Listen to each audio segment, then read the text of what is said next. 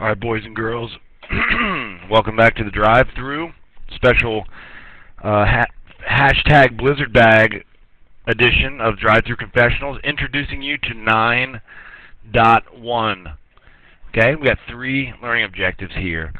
Simplifying radical expressions, factoring quadratics with a equal to 1, and using the quadratic formula to find the solution of a quadratic equation. Okay, so let's do 3 examples of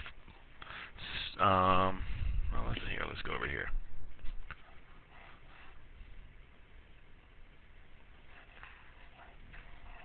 I'm going to show you how you can do this. I'll show you the long way and then the easier way. All we're doing is we're trying to make this thing as simple as we possibly can. To do that, we are looking for these numbers that go into it.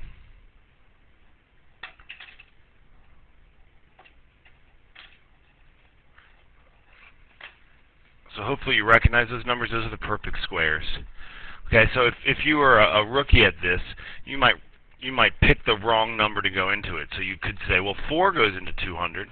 So you would call that radical 4 times 50, which you could also write as radical 4 times radical 50. Well, radical 4 is 2, but radical 50 is 25 times 2.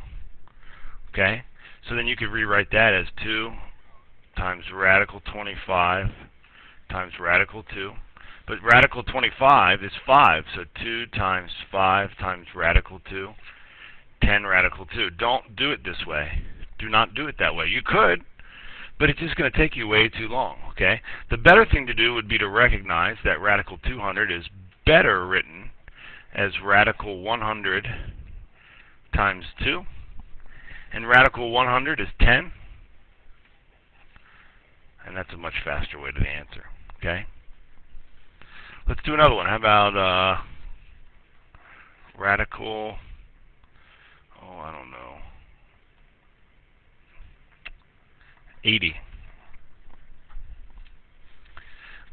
We know that 4 goes into it, but I think 16 goes into it too. So you check that real quick, and it turns out that 16 goes into it 5 times. So you would write that as radical 16 times 5. The square root of 16 is 4.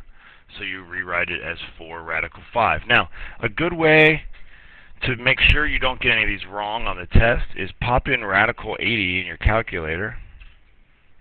It's going to give you about 8.94.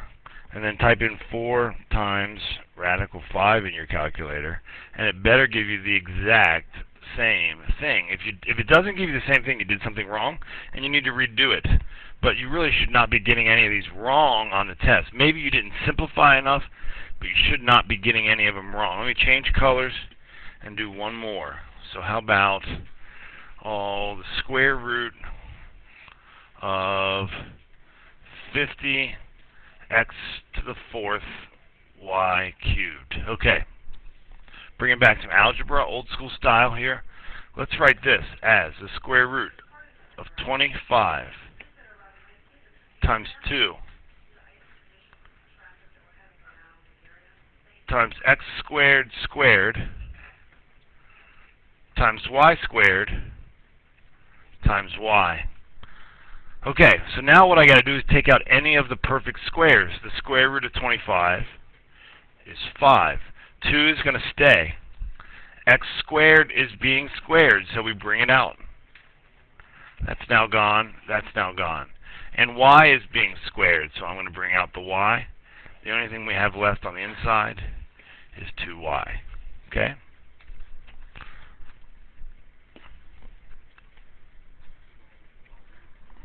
Alright, so now factoring. We'll do 2 examples of this. So how about y, well here, how about 0 equals x squared plus 9x minus 14. Factoring is simply a riddle. You're looking for 2 numbers. They always multiply to give you C, and they add give you b. So in this case, they multiply to be negative 14. Oh, geez, hold on. Sorry, I'm making this up as I go.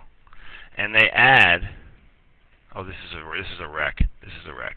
Let's go negative and positive. That's what I meant. And they add. That's not going to work either.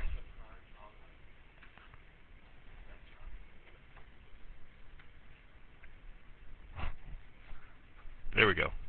They multiply to be positive 14, and they add to be negative 9. Okay, sorry, that was weak. If you get to a problem that's not factorable, we'll tell you what to do next. You're going to use the quadratic formula. But this particular problem, since I am making it up, is factorable. You're looking for two numbers that multiply to be positive 14 and add to be negative 9. So how can numbers multiply to be positive but add to be negative? They must both be negative. And so you can think of factoring like anti-foiling. You're doing the opposite of foiling. So those two numbers are negative 7 and negative 2. And again, if you want to check your answers, just FOIL it out. You get x squared first, outer, minus 2x, inner, minus 7x, last, plus 14, x squared minus 9x plus 14. And that gets us back to where we started. Okay, so we haven't solved our equation yet. We had that equals 0. We checked our answer. I'm going to get rid of that. So then our solution to this is what numbers do we put in for x to give us 0? Well, multiplying by 0 is how we get 0. 7 minus 7 is 0. So x is 7 or it's 2. Let's do a little bit cleaner addition here. How about 0 is x squared plus x minus 30. So we're looking for two numbers that multiply to be negative 30 and add to be 1. See, there's a 1 there. You can forget about that. It's easy to forget, but there's a 1 there. All right, so look for two numbers that multiply to be negative. So one's got to be negative and one's got to be positive. And they multiply to be negative 30 and they add to be positive 1. That is 6 and 5. So therefore, x equals positive 5, or it equals negative 6. Okay? And finally, the quadratic formula. The quadratic formula says if 0 equals ax squared plus bx plus c, then x equals plus or minus, minus b plus or minus big square root of b squared minus 4ac all over 2a. Okay? So let's just do one. How about this one we can just totally make up. 0 equals 2x squared plus 6x minus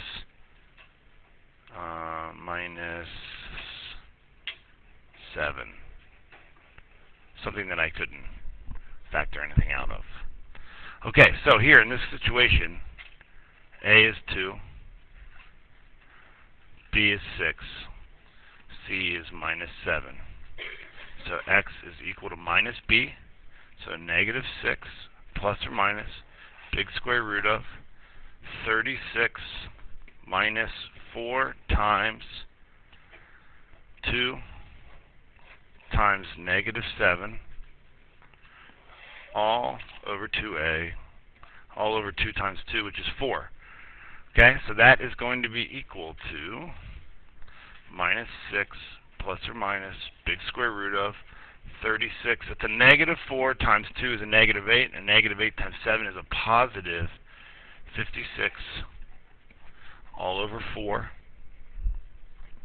So you got a minus 6 plus or minus big square root of, it's Friday and I'm tired, is that 92 over 4? Hey, Yi, will you give me the square root of 92 in your You don't have a calculator? Well, I wouldn't expect you to know it in your head. I got one. We're good. We're good.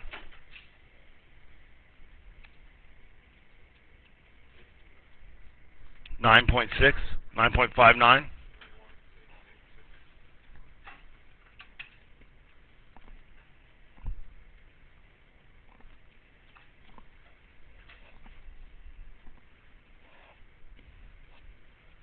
Okay, so then you add it, so negative 6 plus 9.59, and then divided by 4. So you get 0.8979, or now we do negative 6 minus